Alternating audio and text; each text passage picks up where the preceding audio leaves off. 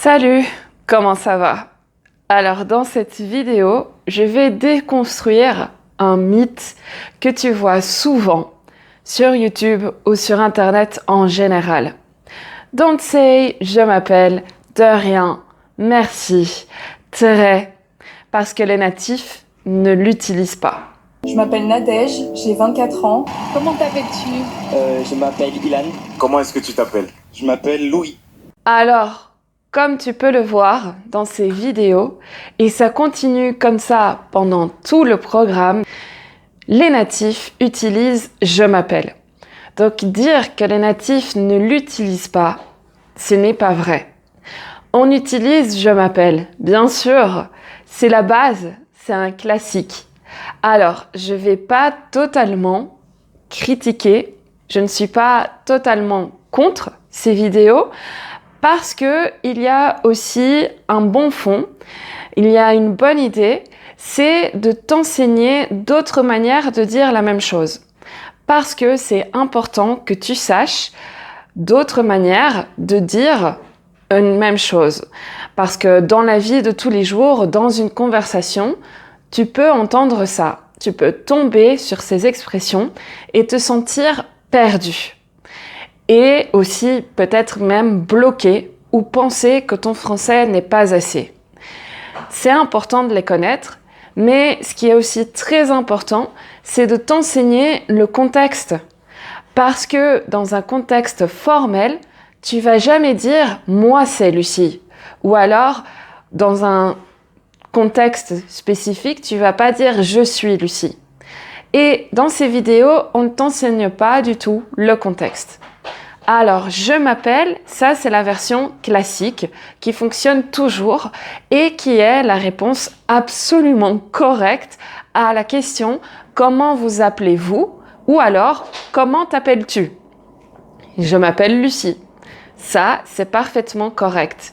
Maintenant, quand tu es dans une conversation avec un groupe de personnes, d'autres personnes ont déjà dit « je m'appelle ». Et donc là, tu peux dire « moi c'est Lucie ». Alors qui est qui alors? Alors moi c'est Christopher. Ça va? Ça va toi? Ça va bien? Moi, c'est Maëva. Maëva? Donc par exemple, imaginons « ah, salut, comment ça va? Tu t'appelles comment? Je m'appelle Lucas. Et toi? Moi c'est Lucie ». Et là, ça marche. Comme ça, on évite la répétition et d'avoir un discours trop robotique et plus naturel. Quand tu as un contexte où tu as une équipe professionnelle, donc au travail, ou alors un programme où plusieurs personnes se présentent, c'est tout à fait possible de dire « je suis Lucie ». Mais ça, on ne va pas vraiment l'utiliser dans une conversation informelle. Certaines personnes peuvent avoir l'impression que c'est un peu prétentieux ou arrogant. Parce que je suis Lucie, c'est comme si tu voulais attirer l'attention sur toi.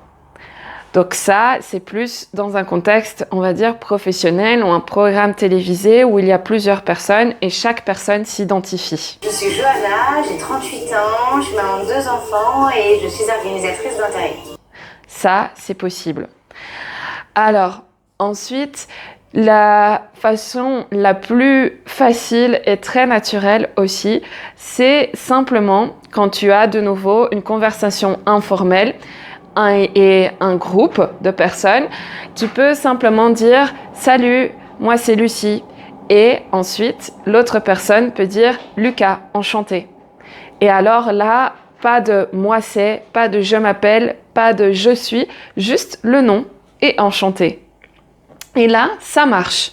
Alors, ensuite, tu as la même chose avec « merci ». Imagine quelqu'un qui te dit « Don't say thank you in English. That's not what native speakers say ». Est-ce que tu vas avoir l'impression que c'est correct? Je pense que thank you aussi, c'est la base, c'est un classique. C'est tout ce qu'il y a de plus naturel et c'est correct. Mais évidemment, comme tu as en anglais, thanks a lot, thank you very much, ou I owe you one, Tu as aussi toutes ces variétés en français. Mais évidemment, tout dépend du contexte. Toujours. Il faut contextualiser ça. Parce qu'il y a des versions qui fonctionnent dans un contexte formel, mais d'autres qui fonctionnent uniquement dans un contexte informel.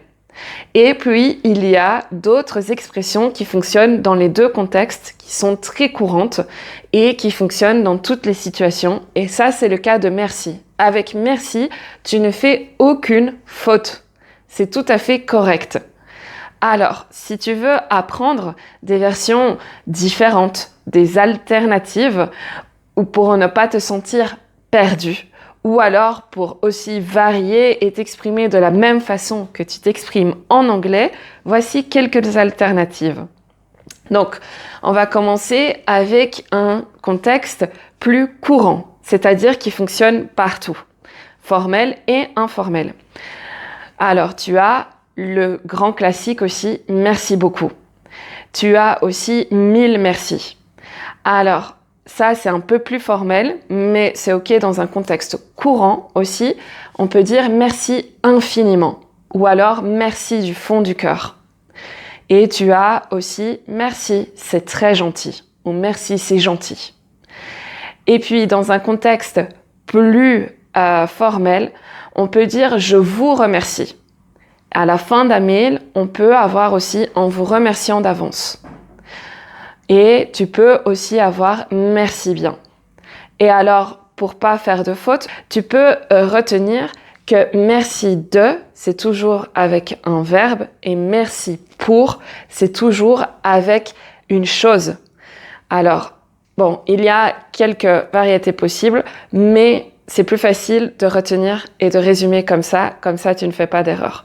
Donc, merci de regarder cette vidéo et merci pour ton attention. Alors, ensuite, tu peux t'abonner aussi. Alors, ensuite, dans un contexte plus informel, qu'avec des amis, avec des personnes que tu connais bien, tu peux dire merci, t'es la meilleure ou t'es le meilleur. Ou alors, je t'en dois une. Ou merci, tu me sauves la vie. Ou bien, tu peux dire ah, merci, c'est trop gentil, il fallait pas. Et puis ensuite, on peut dire aussi je te revaudrai ça. Et on peut dire aussi merci, t'es un ange. Et ça, ce sont des versions plus informelles, avec une personne que tu connais bien. Alors, de rien, ça aussi.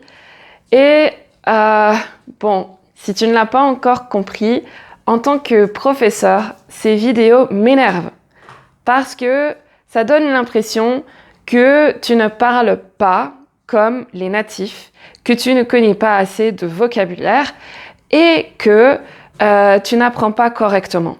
Alors que oui, si tu sais parler français, tu l'apprends correctement, de rien, je m'appelle, merci et très, les natifs les utilisent. Et donc, si tu connais pas les autres alternatives, tu peux les apprendre en regardant ou en écoutant du contenu en français. Et aussi avec un contexte. Comme ça, tu peux voir lesquels tu peux utiliser dans telle ou telle situation. Mais voilà, donc de rien, ça c'est un classique aussi. Et c'est tout à fait native-like. Les natifs l'utilisent. Mais comme en anglais aussi, et comme pour merci, tu as beaucoup d'alternatives.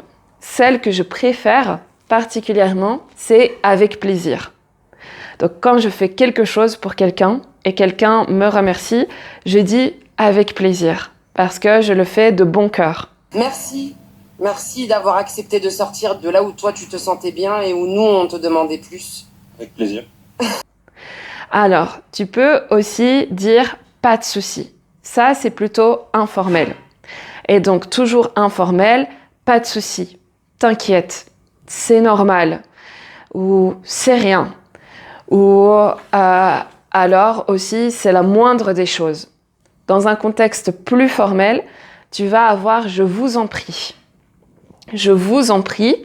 Ou alors tout le plaisir est pour moi. Ça, c'est pour les contextes plus formels. Ou alors aussi, c'est moi qui vous remercie, ou merci à vous. Et puis, j'en ai oublié une pour le contexte informel, pas de quoi. Donc voilà, ça, ce sont les alternatives pour merci, si tu veux varier un peu et t'exprimer de la même façon que tu pourrais t'exprimer en anglais. Alors, pour terminer cette vidéo, je pense que c'est mon préféré, très.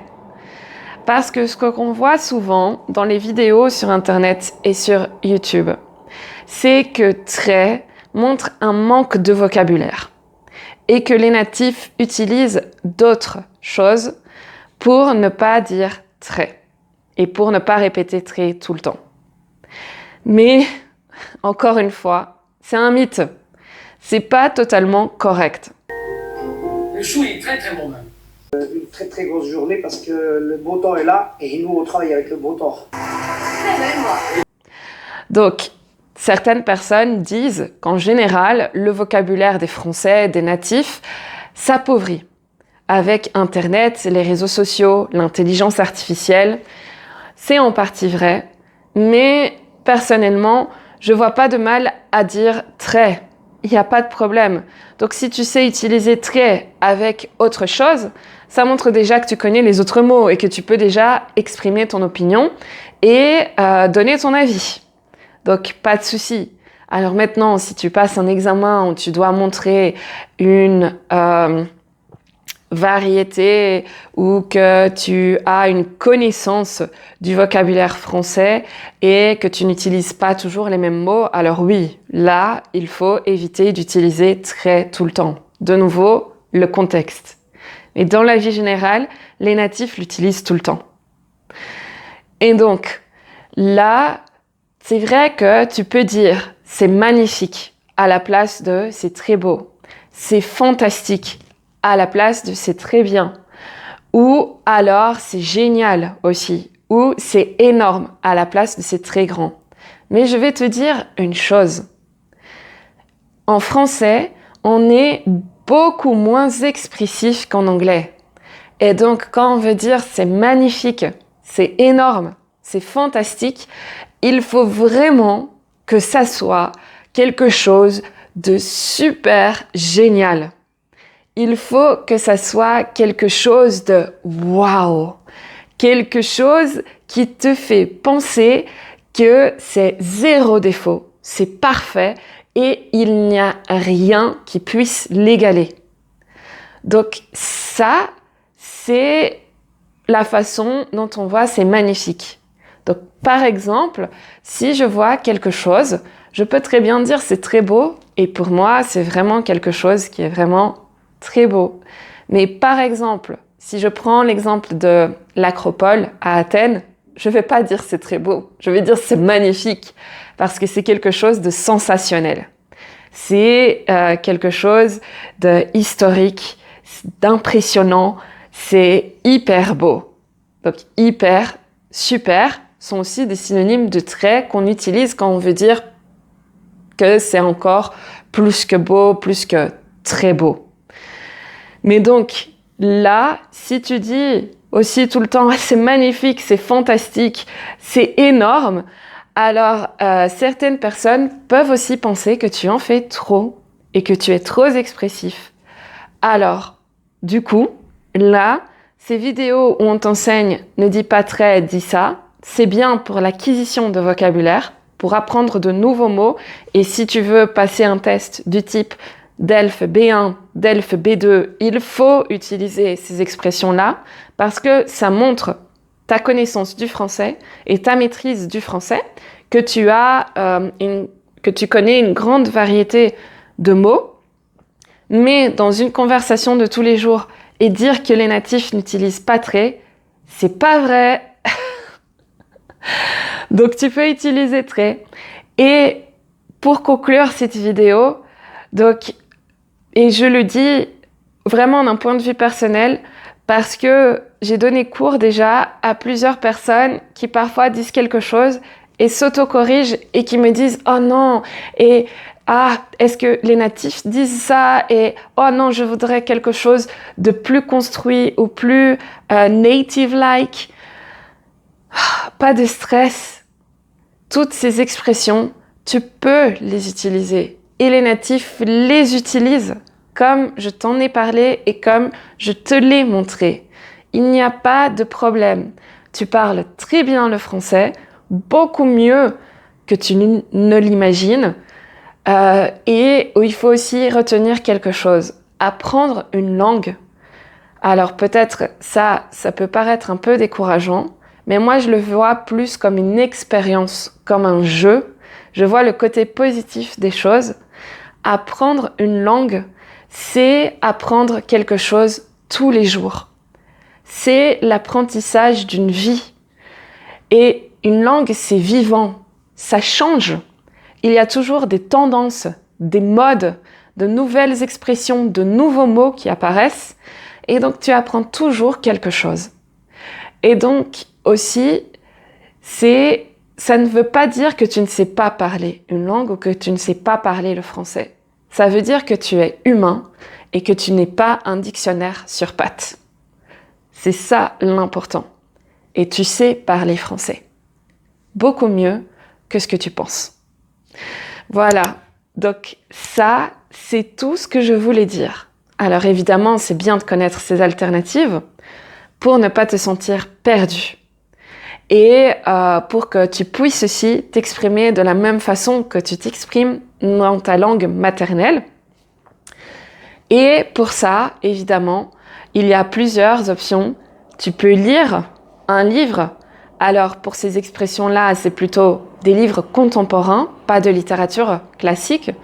Tu peux regarder des programmes télévisés, des films aussi, ça c'est un peu plus difficile. Mais les programmes télévisés, c'est ce que je recommande le plus. Et puis, tu peux aussi écouter du contenu en français, si tu préfères des podcasts, par exemple. Et là, tu peux voir ces expressions dans un contexte. Mais voilà, donc c'est tout pour cette vidéo. Et alors, tu peux laisser un petit j'aime, un petit like. Ça m'aide pas mal ici. Et dis-moi dans les commentaires ce que tu penses de ces vidéos et ce que tu penses de toutes ces choses comme native-like. Parce que moi aussi, quand je vois des vidéos en anglais où ils disent don't say this, don't say that, because native don't use this expression, je me sens un peu comme oh là là. En fait, j'ai encore beaucoup de choses à apprendre et mon anglais est pourri. Mais c'est pas le cas. Donc je te comprends. Mais voilà, ça c'est la conclusion de cette vidéo. Merci de l'avoir regardée et à la prochaine. Abonne-toi. Ciao.